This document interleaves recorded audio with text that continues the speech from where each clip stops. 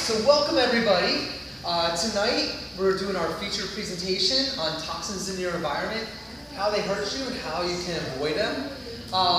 So just as a little bit of a prequel to the seminar, I'm not looking for today to scare you about toxins or to get into where you feel that you need to avoid all toxins. It's impossible, okay? We are going to be in contact with toxins. My goal for today is that I educate you on some of the very common toxins out there that you probably didn't even know about, what they're doing to you, and some alternatives on how you can avoid them, okay? Some easy things. Because the more we can avoid these toxins, the healthier we're going to live. As we go through, if you have questions on things, definitely feel free to let me know, ask them.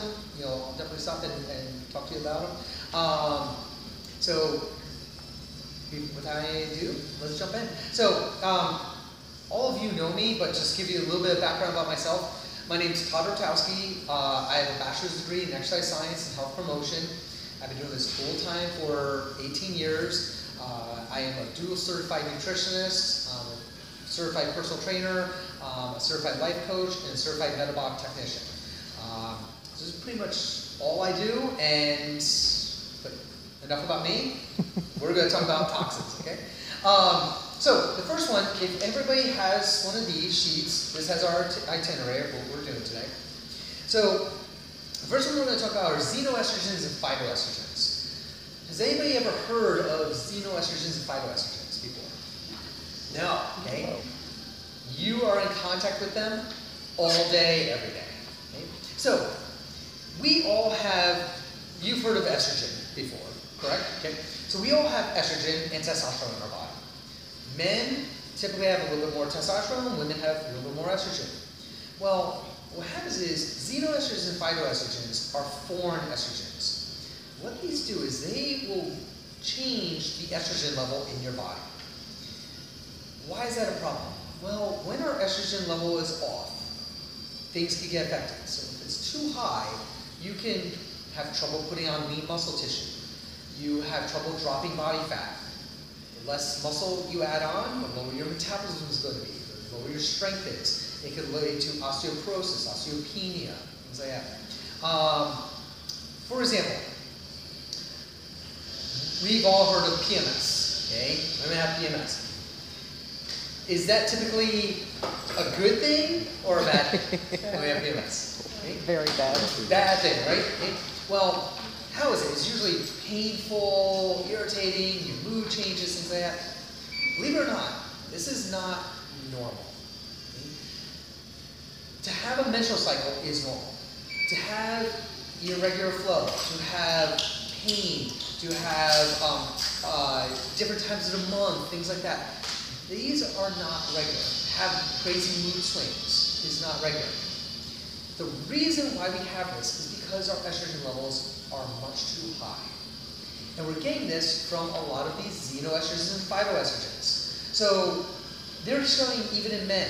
A lot of men are developing a lot of female traits, developing breast tissue. They're having trouble putting on muscle mass. They're losing facial hair, things like that from having their hormones off.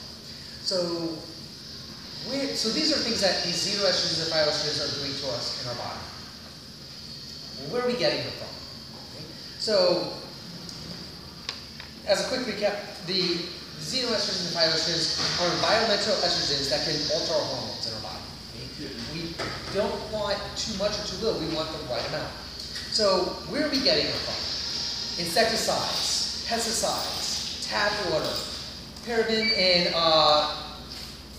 I always have trouble saying this. Phenoxyethanol, which is in your shampoos, it's in lotions, soaps, toothpaste, cosmetics, other personal care products, soft plastics, like used in packaging materials, artificial sweeteners, MSG, soy protein, dryer sheets, receipt paper, and birth control pills. Okay? So, do you touch or come in contact with any of that throughout the day? Yes, we all do, okay, constantly. So one of the things I love to point out, receipt paper. So receipt paper, you get a receipt when you check out. Have you ever noticed that if you take that receipt paper and leave it in a hot car, what happens to it? You ever notice? The print fades away. It fades away, right? It all starts turning black because that receipt paper is it's heat sensitive. So that paper has chemicals on it that are xenoestrogens. Okay? I have on here like Chanel No. 5, okay, on the cover. Okay? Things that are scented without essential oils. So perfume, think of all the things that we come in contact in a day that are scented without essential oils. So perfumes, colognes, deodorant, shampoo, moisturizers, lotions, scented candles, Glade air fresheners, all these things.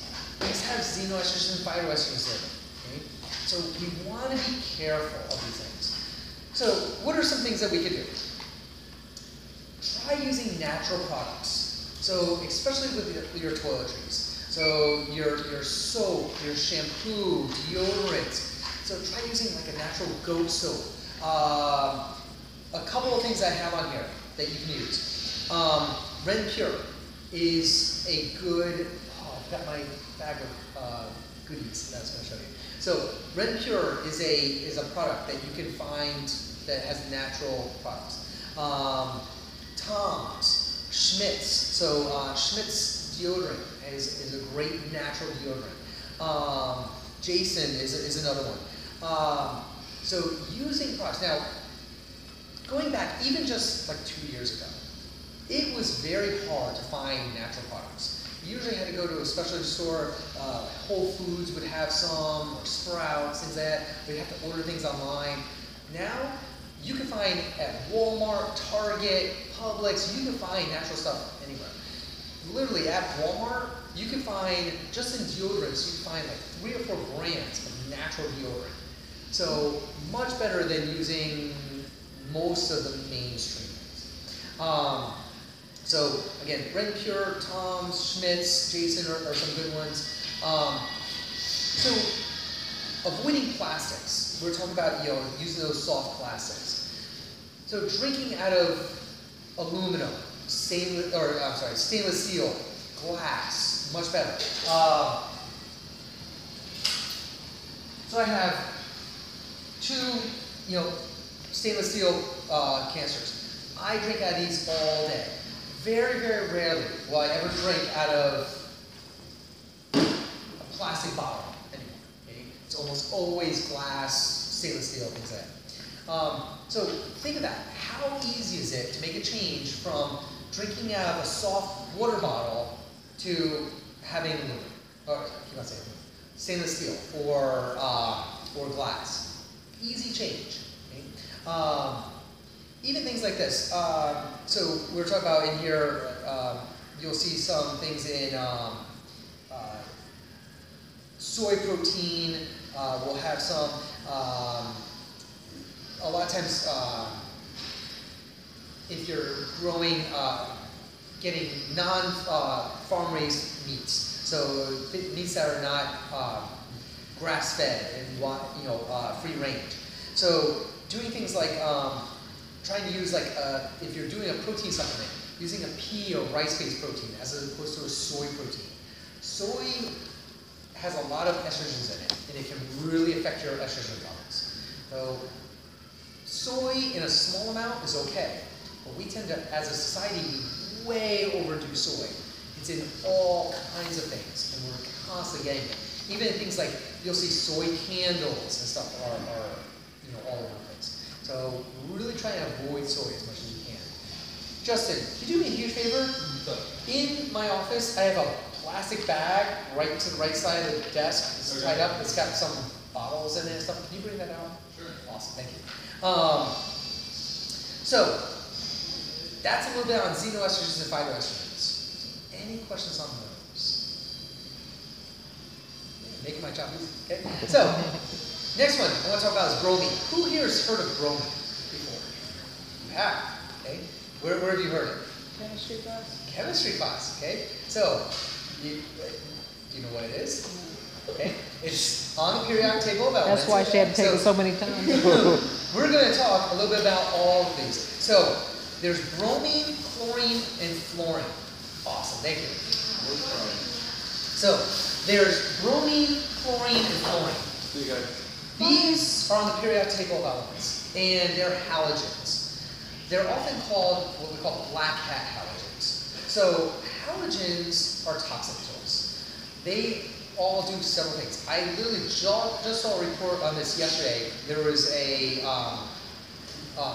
community pool in the area where they had a malfunction and it was releasing too much chlorine into the pool, and they sent 12 people to the hospital, mostly kids, sick. They were vomiting, they were having respiratory issues for several days later because too much chlorine. So it literally can kill you. Okay? Now, when we're looking at the way your body works, there are over 100,000 different nutrients that we've discovered. And each one of these nutrients has a very important role. Well, one of these nutrients is iodine. Iodine has a very important role in our body. It helps with thyroid function, helps with your neurological system. It's an antiseptic, so it basically helps cleanse the body, all kinds of good things to it. Well, if you look at the periodic table of elements, go back to chemistry class, you have bromine, chlorine, and fluorine, and iodine are all very close to each other molecularly. Well, in today's society, we get very little iodine. We just don't get as much as what we used to. Where's one of the biggest places we get iodine? Iodized salt. Iodized salt, okay? Now, did you know that iodine evaporates? So, in 1 month, don't quote me on this because I may be wrong, get my numbers mixed up. In 1 month, if I remember right, you lose 40% of the iodine that's in iodized salt. So how long has your salt been on your countertop? Couple years. Couple years, usually, right? I don't use that much salt. So there's no iodine left in that, okay? And that's really one of the only places we get iodine. So where in nature can we get iodine? Where are some good places? Anybody know? So, sea things. So things like seaweed, kelp, kale are very good sources. Your seafood is very good in iodine. Sea salt, Himalayan salt is good in iodine. Okay? So getting these in. What happens is iodine makes your thyroid work properly. When we don't have enough, these other halogens displace the iodine, and it makes your body not work right. So it can cause thyroid dysfunction. So bromine, okay, we'll talk a little bit about bromine, is a toxic halogen that displaces iodine. It causes thyroid dysfunction, cancer, neurological dysfunction. So where are we going to find bromine? So we talked about the places where you find iodine. And are we doing a lot of that? Typically, we eat a lot of sea salt and sea vegetables and seafood. A whole lot, okay? But places where we get bromine, fire retardant materials. So a lot of times, like your mattress that you sleep on every night, it's fire retardant that has bromine in it. Citrus flavored soft drinks. So Gatorade, Squirt, Mountain Dew, Sprite, all these things all have bromine in it. Baking flour. So baking flour with potassium bromine, which is most of our baking flours. Okay, you'll have potassium bromine, which bromine is a form of bromine. Plastics, pesticides. So we're getting this considerably more than what we're getting iodine. And this makes neurological dysfunction, makes your thyroid not work right, all kinds of things. They've shown that it could possibly lead to Parkinson's disease. It could lead to birth defects with autism and stuff in children. So we want to make sure we're trying not to get bromine. So what are some ways that we can prevent getting bromine? What are some alternatives? Drink filtered water and flavor your water instead of with, like drinking Sprite and stuff like that. Flavor it with real fruit, or if you're using a water enhancer to flavor your water, The one that I recommend the most is Stur, S-T-U-R. They use stevia as opposed to artificial sweeteners, so much healthier. Avoid all-purpose flour. Use almond flour, coconut flour, as opposed to all-purpose flour. Use glass and stainless steel instead of your plastics. And go organic as much as you can, so that you're not getting those pesticides. So,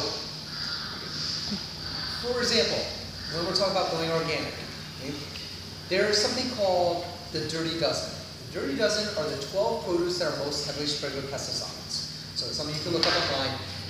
One of the things in the Dirty Dozen is an apple. Okay?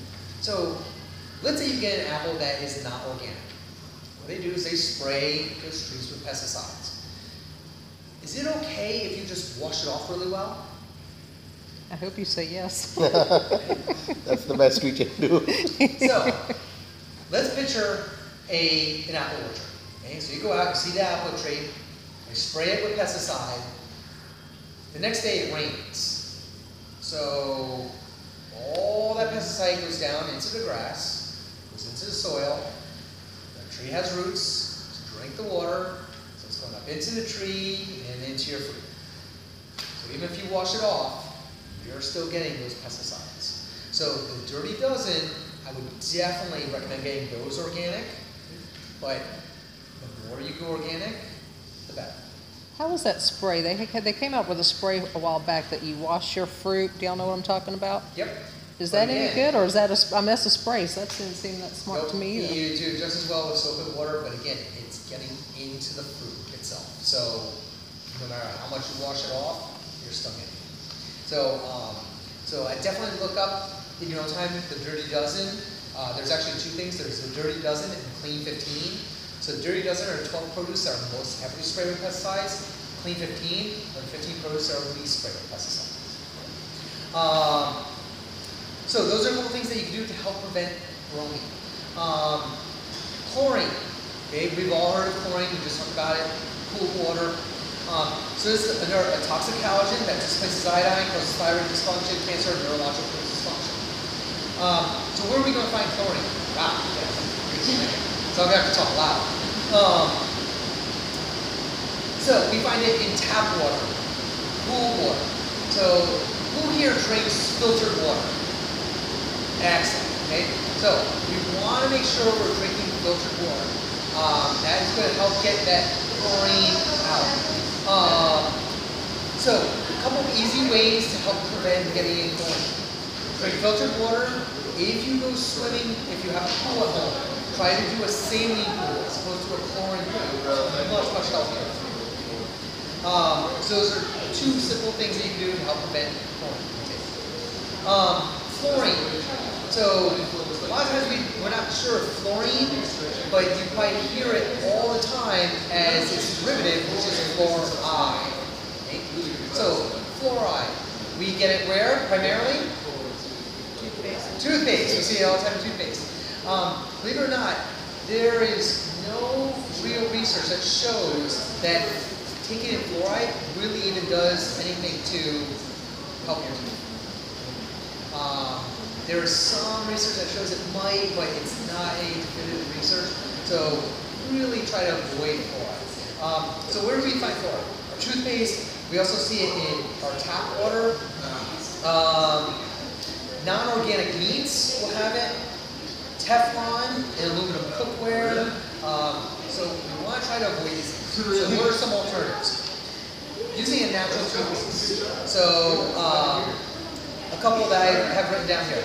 Xylem White, Spry are two that don't have fluoride in them. Tom's is another one. Drinking filtered water, eating organic, using glass and stainless steel to drink and use for cooking, okay, are much better alternatives.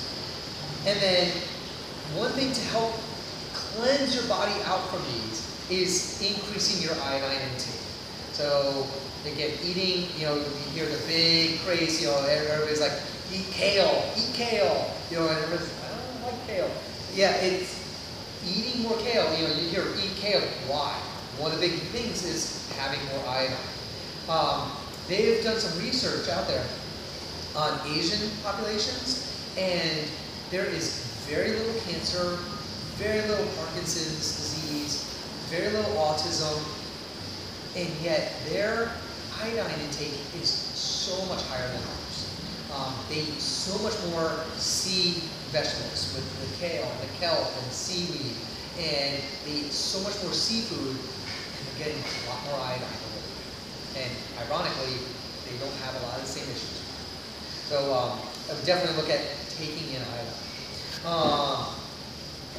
So another place where we're getting some toxins, artificial sweeteners. So what are artificial sweeteners? Our primary ones. You have sucralose, aspartame, and saccharin. Which one of those three is most common now? That you say? Sucralose. Okay, that is in everything. Okay, it's what Splenda is. Splenda is sucralose. So you'll see this if something is sweetened, and if it's not with sugar, chances are it's sucralose. So when we're looking at artificial sweeteners, what is it in? So non-sugar sweeteners, what they'll do is they will increase your craving for sugar and sweets. They can raise your insulin level, which they can increase your insulin resistance. They can lead to cancer. They can lead to weight gain. So we want to be very careful with these artificial sweeteners. So what are some? Like I said, Splenda, Sweet and Low, Equal. Even if you're eating or drinking something that is not one of those things, look at the label. If you see sucralose, aspartame, saccharin, you want to avoid these things as much as possible. So one of the things I recommend is using stevia. If you're eating something that is sweet and it says sweet with stevia, that is a better option.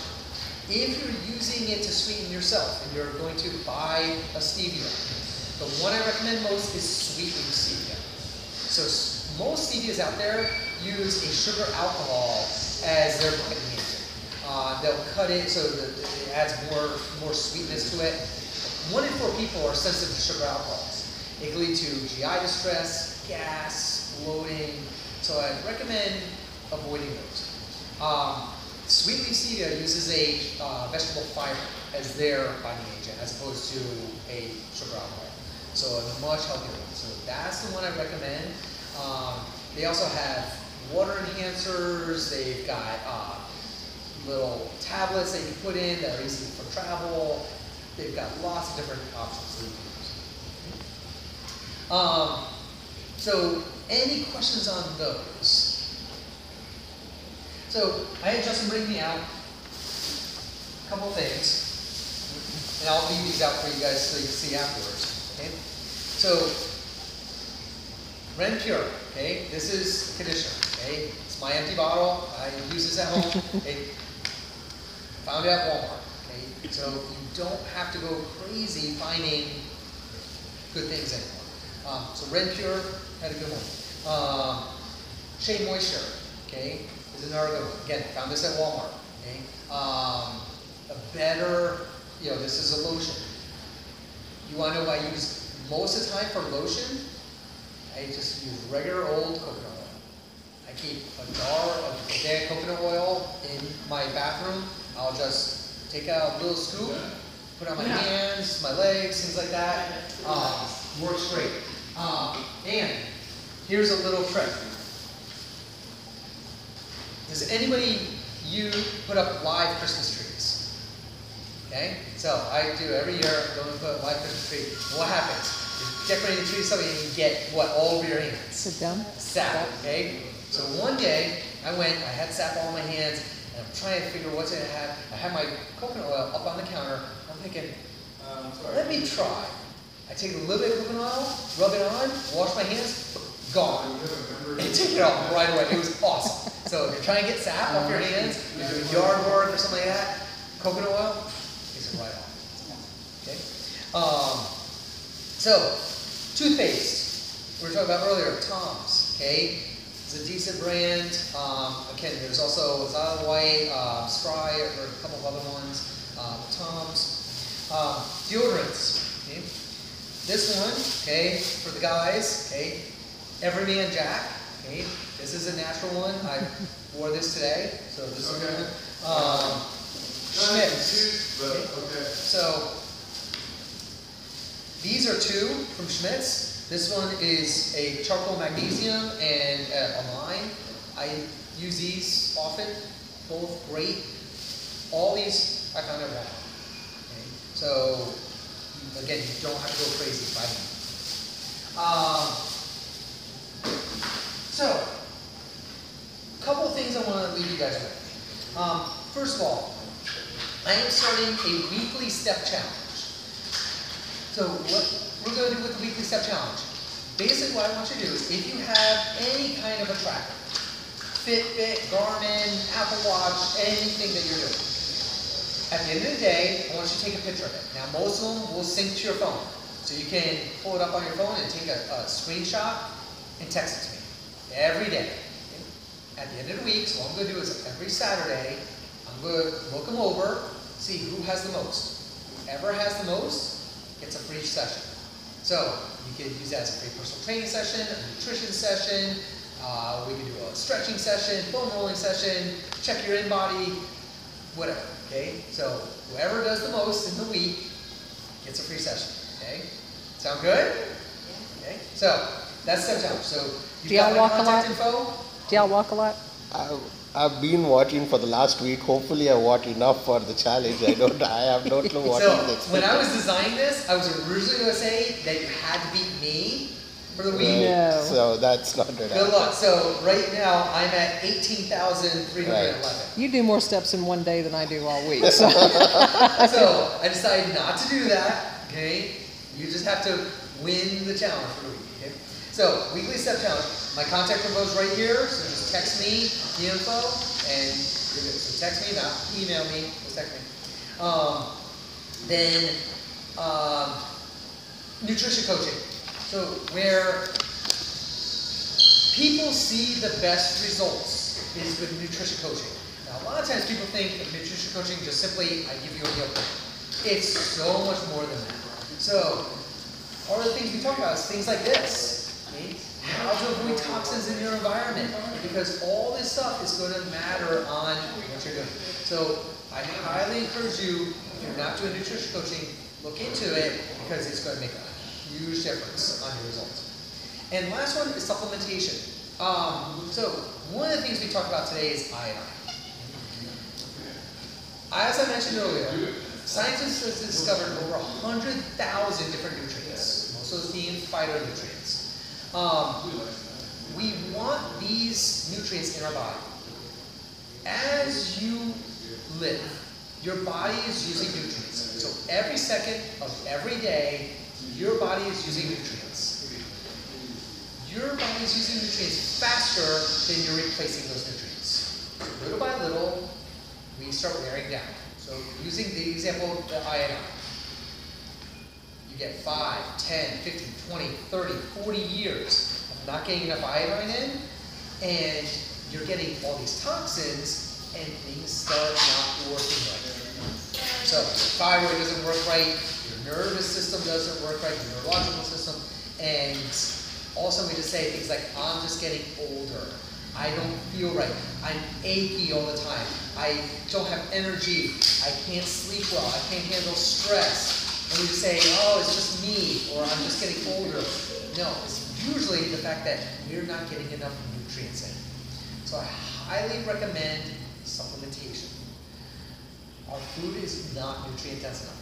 Now, even if you went and completely changed your nutrition and started eating really healthy, because we are so deficient in these things, and we've had so many years of not getting these nutrients in, we have to kind of overdo them in order to get it back up to normal. So when we're looking at supplements can be really good, and they can be really bad. Supplements aren't regulated by the FDA. There's far more bad ones out there than are good ones. I'd rather see you take nothing than a bad one. If you're interested in some good ones, let me know, text me, email me, and I will go and send you, I will talk to you about what you should be taking and send you a link to some good ones. Okay? Any questions on that? No? I answered everything. So, any questions at all on anything? I'm just wondering, when I buy organic, they're going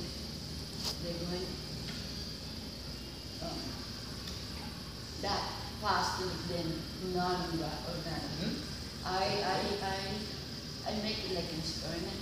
Mm-hmm. I buy apple that's not organic, Right. and the apple is organic. Correct. And it takes like the non-organic take like 4 weeks to go. You know, it was Mhm. perfect apple, Yes. and the other apple not. It's good. Like, Well, again, not so organic, go bad. speculating on this, I don't know for sure, but those pesticides are killing off germs and things like that, and it may be lasting them. The other thing is, when we're looking at non-organic food, they're able to produce it a lot faster. They're able to get more quantity. So it's because they have less waste. Okay, who here has ever grown a garden? Has anybody ever planted anything like tomatoes or anything? If you do it, do you get some waste out of it? Right. Okay. So when you spray with pesticides, you get a lot less waste. So again, I'm speculating on this. I don't know for sure, but your organic things are probably taking longer to get to the market than your non-organic things. So by the time it actually gets to the market, it's probably older than your non-organic. So between that and then the pesticides that are probably killing all the other things on it, they probably do last longer than non-organic. Now, talking about nutrients, again, even whether it's organic or non-organic, the nutrients aren't a whole lot different. It's just whether or not it has pesticides on it or not.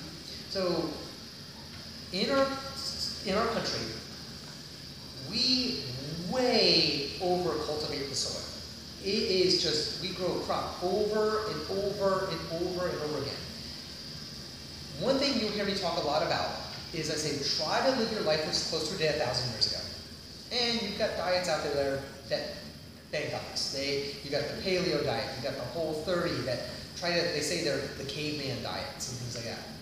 They are, but they're not. There's still some flaws to it.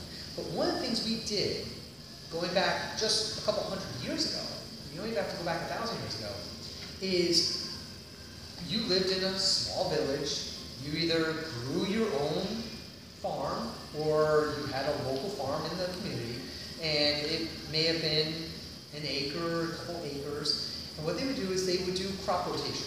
So they grow a crop here one season, and they grow it here another season. When it wasn't being grown here, they grind all their stalks back down.